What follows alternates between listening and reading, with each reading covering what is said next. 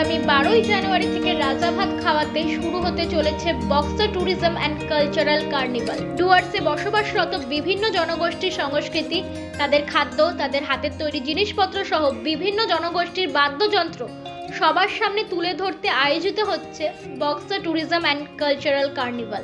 আগামী 12 থেকে 23শে জানুয়ারি অবধি চলবে এই অনুষ্ঠান। আয়োজক কমিটির পক্ষ থেকে রামকুমার লামা জানান, রাজাভাত খাওয়াতে এই অনুষ্ঠানের সূচনা হবে। তাছাড়াও বক্সার বিভিন্ন গ্রাম ও পর্যটন স্থলেও এই অনুষ্ঠান হবে। উদ্যোক্তারা জানান, ডুয়ার্সের বিভিন্ন জনজাতির সংস্কৃতি, তাদের বাদ্যযন্ত্র হারিয়ে যেতে বসেছে। সেই সমস্ত সংরক্ষণের জন্য এই কার্নিভাল আয়োজন করা হচ্ছে। ট্যুরিজম অ্যান্ড কালচারাল কার্নিভাল সেটা আগামী 12 জানুয়ারি থেকে 23 জানুয়ারি পর্যন্ত হতে যাচ্ছে। এটা আমাদের 6তম এটা এই কার্নিভাল।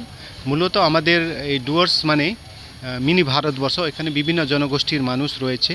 আমাদের 56টা জনগোষ্ঠীর মধ্যে এখানে 55টা জনগোষ্ঠীর মানুষ আমাদের এই আলিপুরদুয়ার ডিস্ট্রিক্টে আছে। তো আমাদের ডুয়ার্সে মূলত মানুষ আসে এখানকার প্রাকৃতিক টানে। প্রাকৃতিক যে সৌন্দর্য রয়েছে, বন, পাহাড়, এখানে নদী, এখানকার চা বাগান, এসব দেখতেই লোক আসে। কিন্তু এর বাইরেও এখানকার মানুষ, এখানে যে বিভিন্ন জনগোষ্ঠীর মানুষের যে সুন্দর কালচারাল যে দিক রয়েছে, কালচার রয়েছে, সেগুলোকে ওই আমাদের যারা ট্যুরিস্টদের সামনে তুলে ধরার জন্য এই কার্নিভাল করা হচ্ছে।